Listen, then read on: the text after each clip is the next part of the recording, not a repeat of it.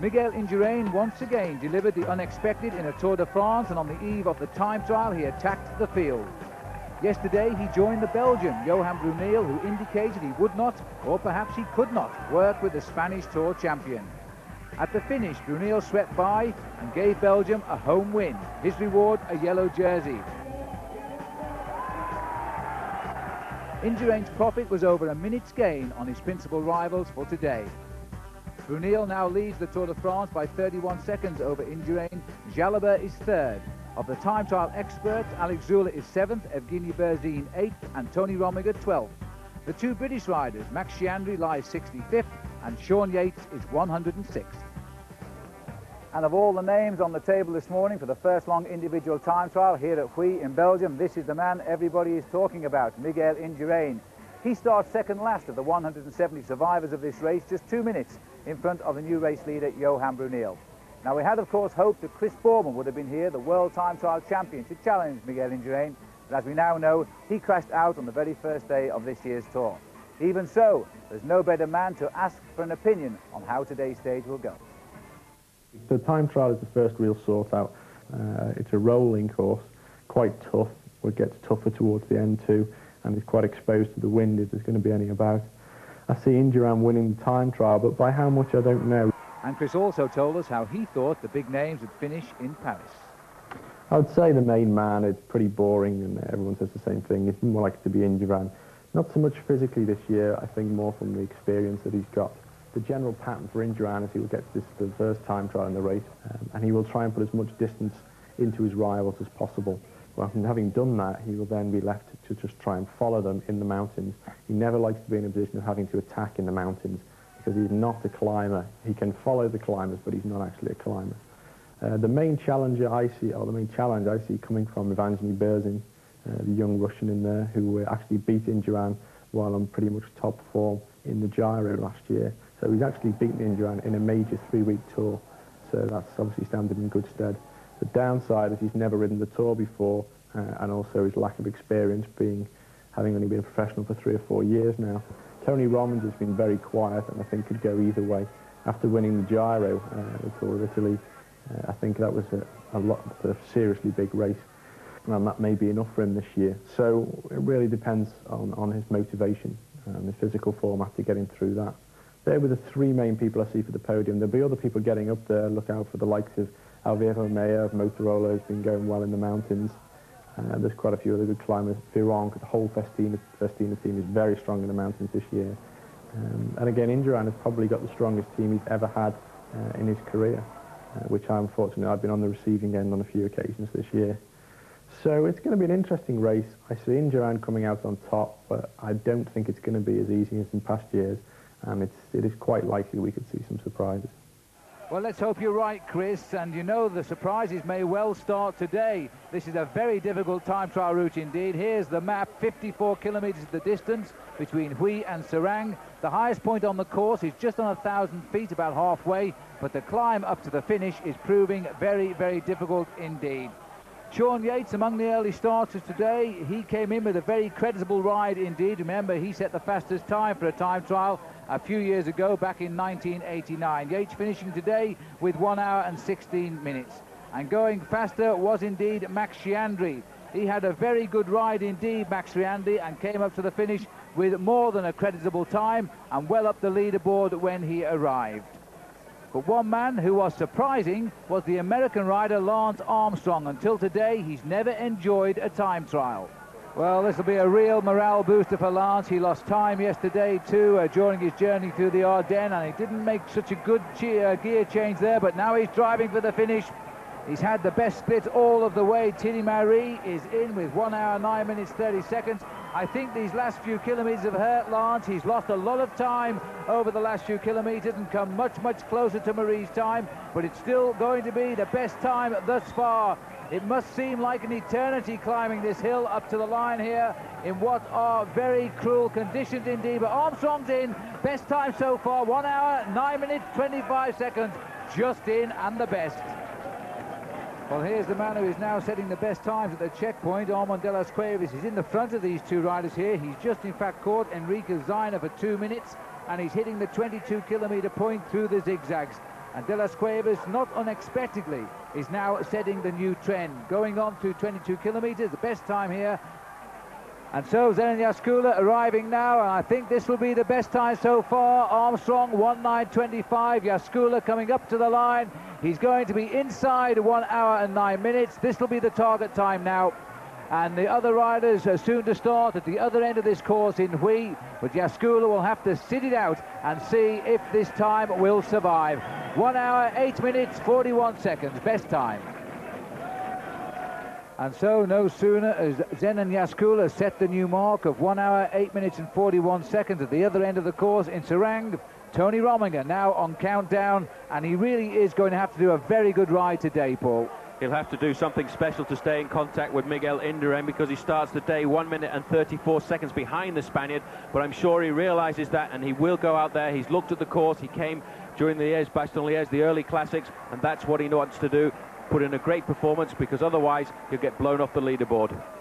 And here comes Yvon Le Danois of Chris Boardman's GAN team, and what a great ride by this young man. He has given everything here as he comes up to the line, and Le Danois is going to get second best time here, 1 hour, 9 minutes and 15 seconds. That's a great ride for him.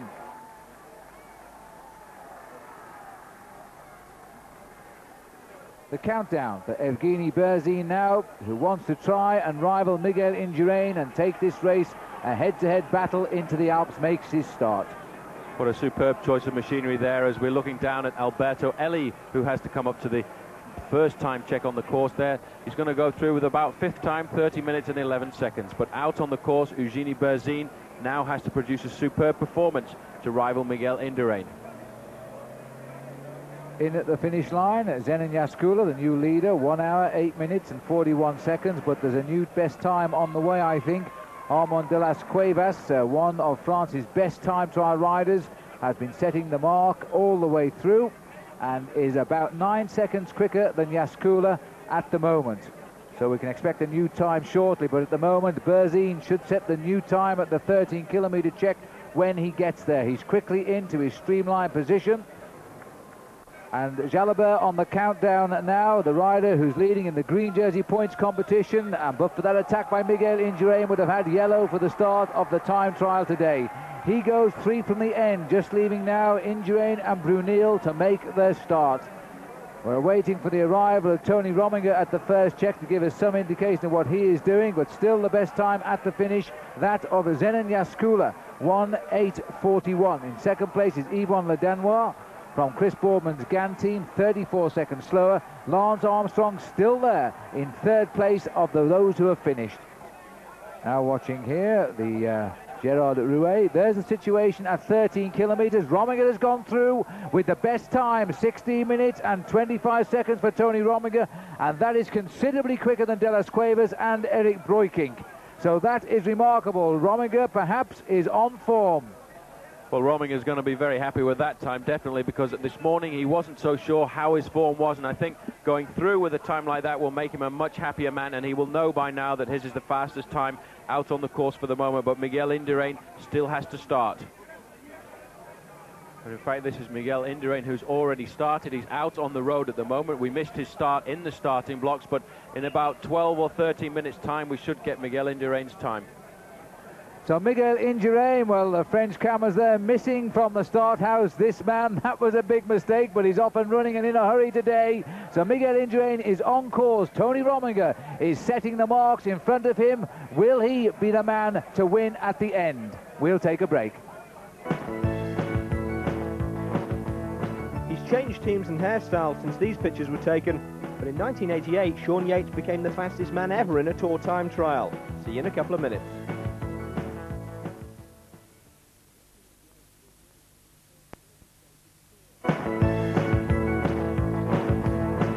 In 1988, Sean Yates won his first and only stage in the Tour, a time trial to Wascal. In the process, he set a new Tour speed record of 49.2 kilometres an hour. That record fell, though, the following year to Greg LeMond's astonishing ride of 54.5 kilometres an hour in the final time trial to Paris, the ride which won him the Tour by 8 seconds over Laurent Fignon. And that's still the fastest speed in a Tour time trial over 20 kilometres. Of course, the fastest man in race history, regardless of distance, is currently stationary and probably watching this at home like the rest of you. Chris Boardman, who broke the 55-kilometre-an-hour mark around last year's prologue course in Lille. And you know, for all the talk about tactics on road stages, time trials seem to be the best indication of victory in this race. 34 of the past 46 winners of the Tour de France have won at least one of the time trials along the way. And Miguel Indurain has won nothing but time trials since he started winning the Tour, 8 in the last 4 years. And we expect Indurain today, of course, to make it 9 by the end of this time trial. This, though, is the arrival of Armand de las Cuevas, and is he labouring up this finishing straight now? Well, it seems to me that's the situation over the last couple of riders. Everyone is cracking towards it, and he just gets in to take second place, only ahead of his teammate there, 1:09.14, but in second place behind Zenon Yaskula. Evgeny Berzin, and I was about to tell you this news coming through. Berzin has gone through at 13 kilometres with the best time, 9 seconds quicker than Rominger. 16 minutes and 16 seconds for Evgeny Berzin. That is ominous. Here is Tony Rominger, the leader on the road, but remember that Evgeny Berzin is riding behind him today. Rominger was the best time before Berzin arrived at 13 kilometres. It looks now as though Rominger is going to be clearly the best time here at the next check at 22 kilometres. De las Cuevas was the best. Rominger 1 minute and 19 seconds better. And look at that average speed, Phil, 47.5 kilometres an hour. That is incredible. People have been riding at 44, 45 today, but Rominger really setting the road alight with the speed that he's doing at the moment. Well, Jalabert has made the top of the climb without being passed by a tornado, Paul, and if you remember last year, Lance Armstrong couldn't believe it when Miguel Indurain caught him so quickly. But having said that, a little bit lower down the slopes, here is Miguel Indurain. This is Evgeny Berzin now. He's beginning to slice his way through the other riders on the course. He has caught the Banesto rider Aparicio for 2 minutes as he now heads for the 22-kilometre check. This is going to be the best time as well, so he's keeping ahead of Tony Rominger. And in fact, Aparicio, he won't be happy, Berzin, with that rider staying with him. But Berzin goes through 28.15, 10 seconds quicker than Rominger. Here is Big Mig, and here is confirmation of the 13K timing point. Indurain 22 seconds ahead of Berzin, 31 seconds in front of Rominger. Well, there's an ominous figure because he started today, Miguel Indurain, 31 seconds behind Johan Bruneel in the overall race for the yellow jersey. What a fine study that is. It's the first time we've had to see Miguel Indurain this year on his Espada, which he didn't use in the prologue time trial. The Espada, or the épée as they call it in France, or the sword as they call it in English, is the bicycle that he used to break the hour record, and now he's using it to try and dethrone everybody in this year's Tour de France. Tony Rominger, and look at the men in front of him now as Tony Rominger starts to cut through these riders who started 2 and 4 minutes ahead of him. So the rider in sight will be, in fact, Javier Moulion, and the other rider certainly won't be Eric Breukink because he's been riding well, so it might well be Fernando Escarta, which means that he's being picked up for about 8 minutes. This is Bjarne Riis. He is, in fact, 4th best time on the road at the moment, and he's coming up to 22 kilometres now.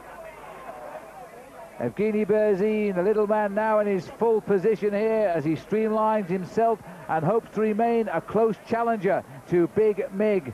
22 seconds the gap, and not a lot at 13 kilometres. If he can limit those seconds, then who knows over these next 2 weeks just how he will improve.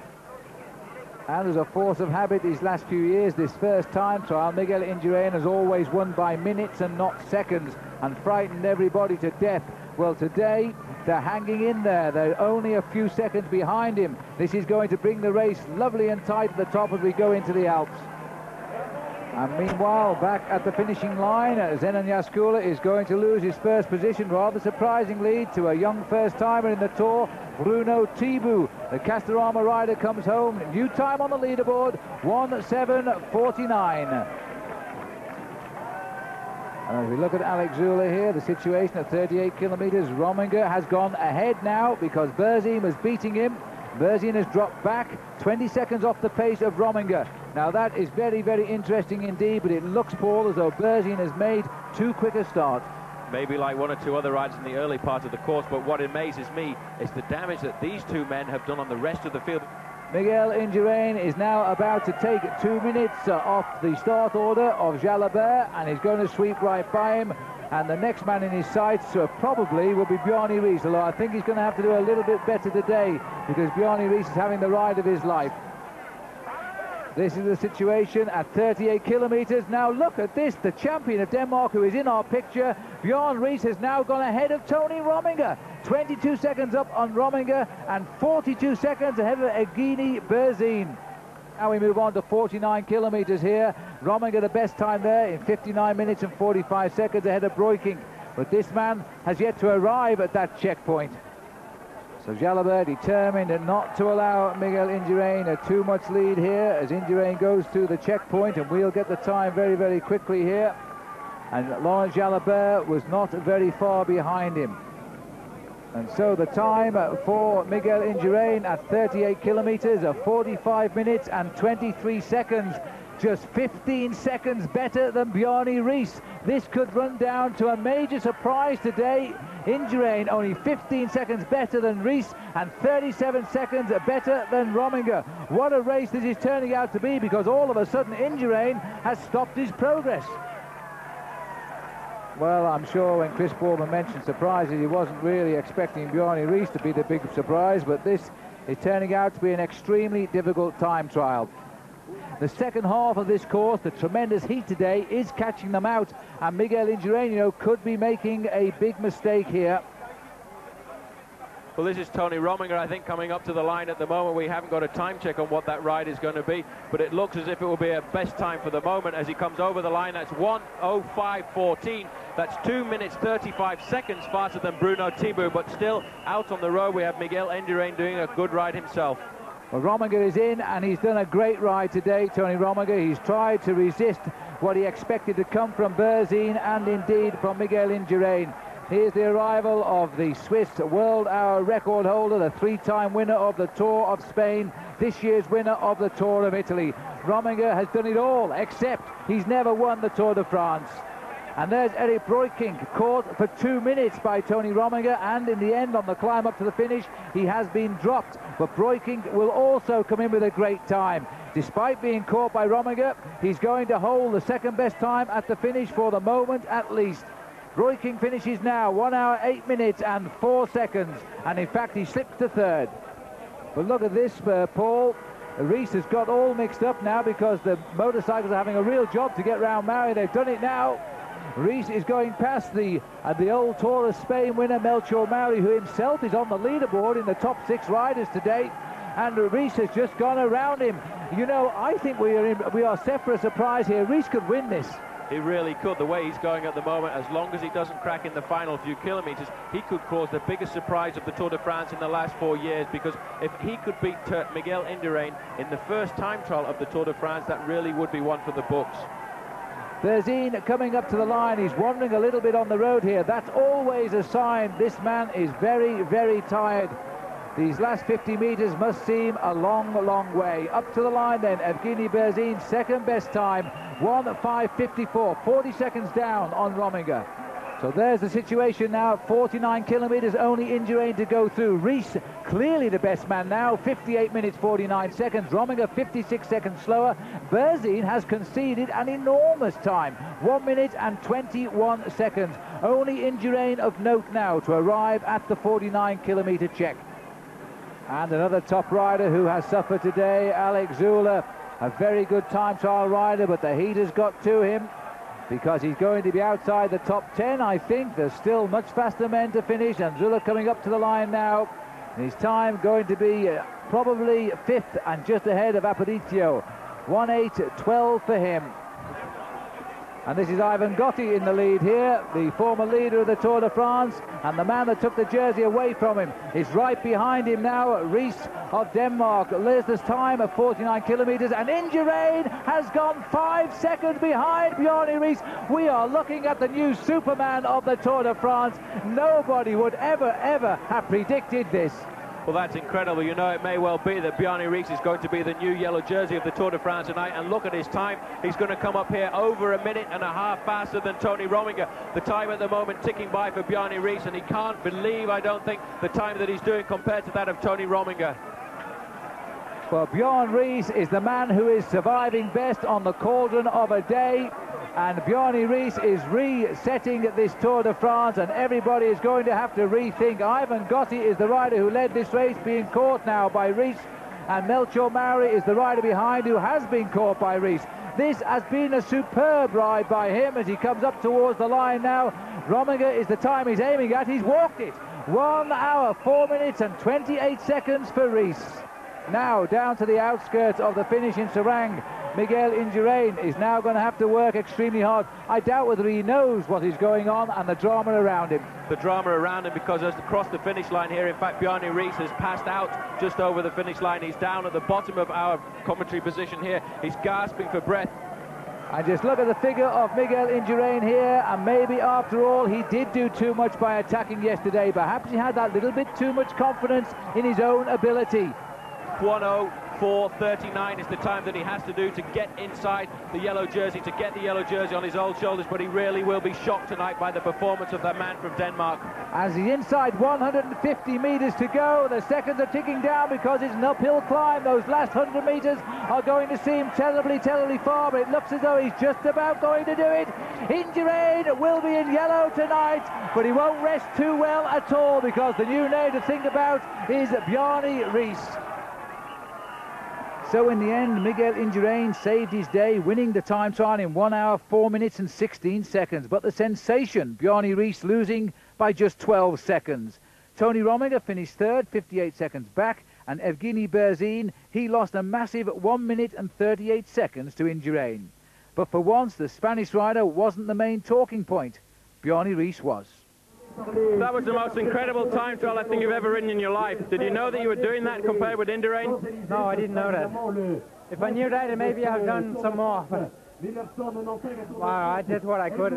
Be surprised to be your teammate Evgeny Berzin, because this morning people said Rominger, Berzin, Indurain were going to be the top three. Nobody mentioned your name. I know that, but I knew it myself. And Bjarne Riis is now up to second overall, just 23 seconds behind Miguel Indurain, who after a long time trial in the Tour de France in the past has usually led by minutes. Third overall is Evgeny Berzin, fourth Johan Brunel, fifth is Tony Rominger, and Laurent Jalabert is sixth.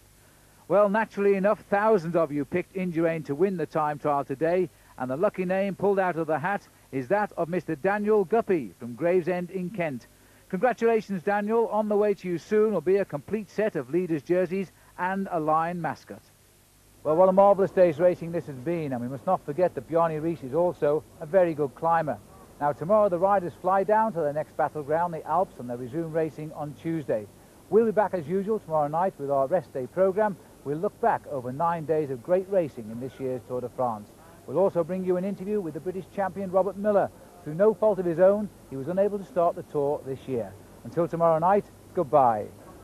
The week kicked off with that traditional pre-tour sellout event, the Indurain press conference. An hour later, after Mig had given basically the same response to questions on training, nutrition and the prospects of a single European currency in his lifetime, the Tour doctors decided surgery was the only way to get a usable quote out of him. Saturday, July the 1st was a beautiful day. Unfortunately, the prologue was held at night, which caught some people unprepared. As everyone knows by now, Chris Boardman crashed out in the atrocious conditions, and Miguel Indurain cruised around to avoid the same fate. The result was that the man keeping warm in the yellow Cardi the next day was Jackie Giron, who'd never won a time trial in his life. The weather, meanwhile, had another trick to play on Chris. Having been wheeled out to fond goodbyes from his manager for the flight home, fog descended on the airport, and he had to be wheeled back in. As the wind blew for the first few days, Mario Cipollini found a simple yet elegant solution for the problems of flyaway hair with this colour-matched headscarf. And after two-stage winds, clearly thought the sun shone out of his spandex. By the end of the week, it was shining into Sean Yates's, one of a string of first-week crash victims. Crossing himself didn't work for Jackie Giron, who lost his back wheel on this stage 5 corner. And someone should have told Wilfred Nellison that Christopher's no longer a saint. Sadly, injury forced him to abandon for the second year running. The Devil made one rider do it, distracting a member of the Benesto team so much that he rode straight into a bollard. And an over-enthusiastic spectator was the cause of another crash, knocking an Aki rider into Pascal Hervé. By the end of the week, riders were putting safety before style as they prepared to head south to the Alps. We'll see you down there tomorrow.